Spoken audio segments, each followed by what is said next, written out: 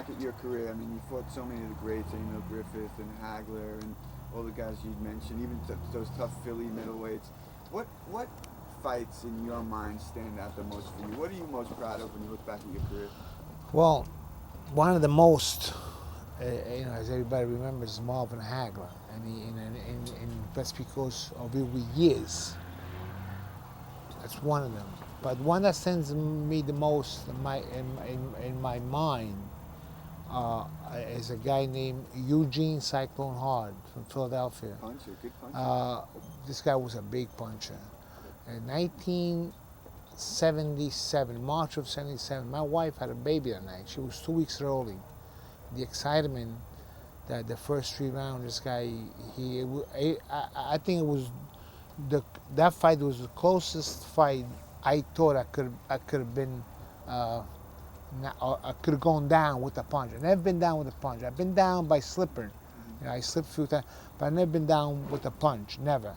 But that fight, it was the only fight that I could remember that I could have gone down from a punch because he hit me the hardest. Well, part of it is because I do take a good punch, and I take good punch, and the guy for 3 rounds, the guy, I think I lost the first 3 rounds. I got beat the shit out of it, and then of course the guy got tired. In the 4th round, I came out and I almost knocked him out in the 4th round. But what happened? He actually went down, but he got up right away. He didn't even take the 8th count because I think he felt embarrassed by going down, and that was even worse for him because even though it happened towards the end of the 4th round, but it was only 10 seconds left. I almost finished him over there.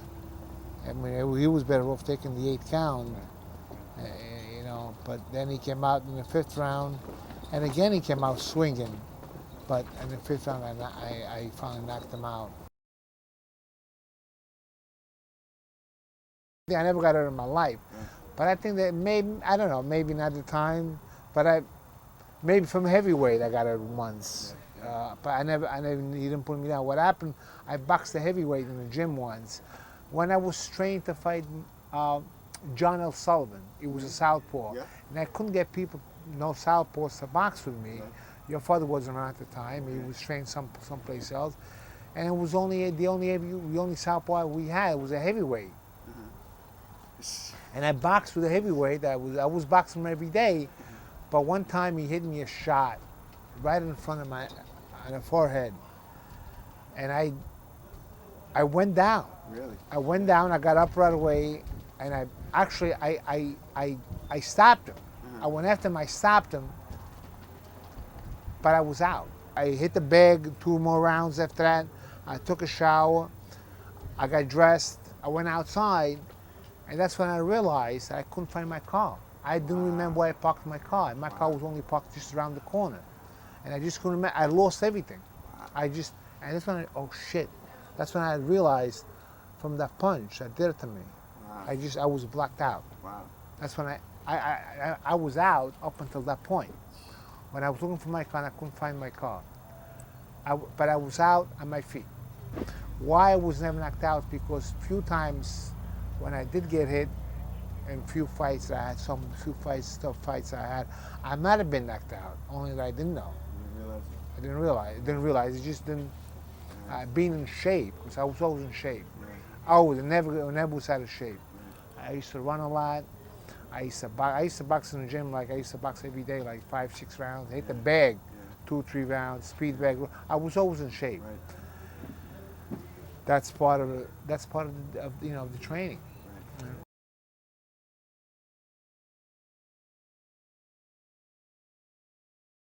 I mean, I fought the Golden Gloves a couple of times, but the first time was 1970.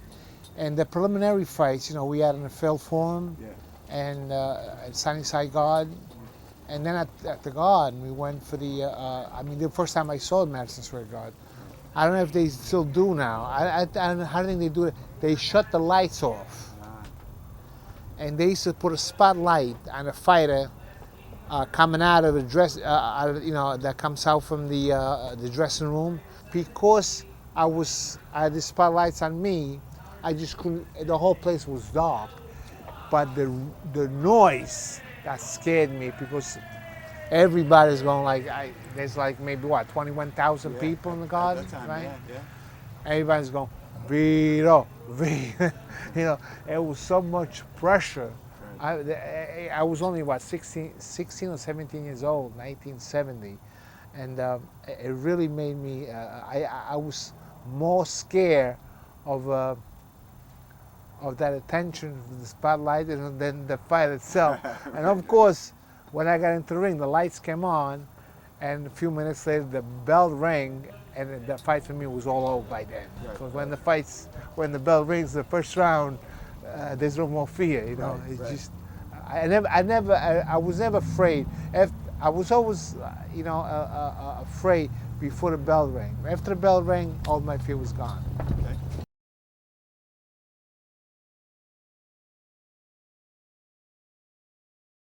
He's trying to show off in front of everybody, and he's saying, Vito, vieni qua, per favore, vieni qua. I said, Marvin, I called Marvin, because Marvin, non posso, sto sposando mio figlio. And while the priest was, and my wife was, close the phone. But he kept calling me. So I missed him this year. This year didn't come, yeah.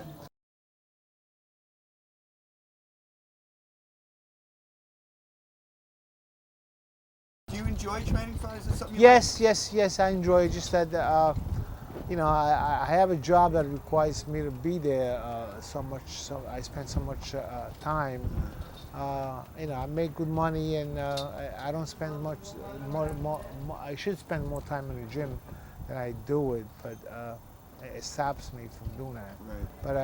But eventually, when I'm there, maybe a couple more years, I'll be able to spend more time in the gym, because that's why I enjoy it. Right. Being in the gym. What's the most important thing you bring to a fighter? Like what especially a fighter of your stature, what are you trying to impart to them?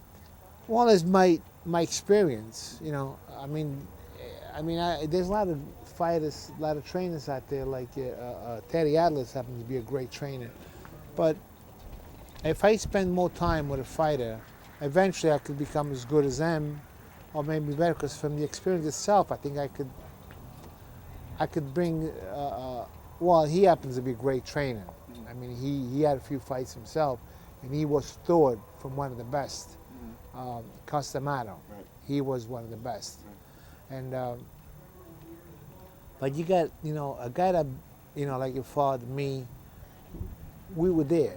We could explain to the guy exactly what goes on inside there.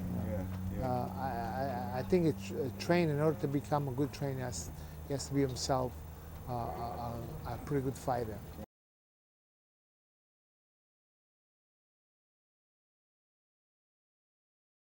Boxing champion is more, it's not like, anybody can become baseball. Let's face it. Look how many baseball we have, how many football we have, how many boxers we have, when you win a world title, it's a step, the fear, I don't know, did you ever, I know your father, I was just a step into the ring and waiting for a bell, really, that's the whole thing. There's no such there's no other sport that gives you that kind of, that gives you that you need so much energy just to be there, especially for waiting for a bell to ring.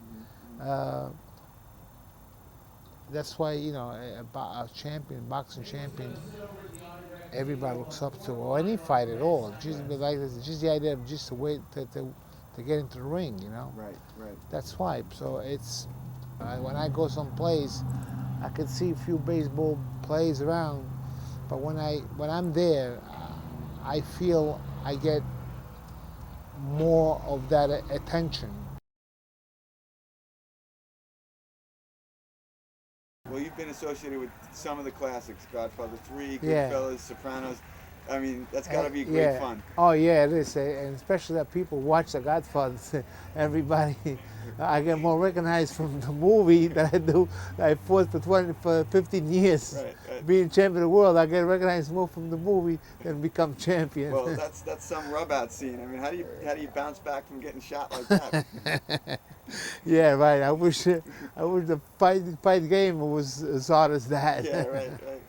Do people ask you about that scene and stuff? Oh yeah, I should do that. Everybody wanna, but you know, there's tricks there. But boxing game, there's no tricks. No That's tricks, real. that's right. That's real.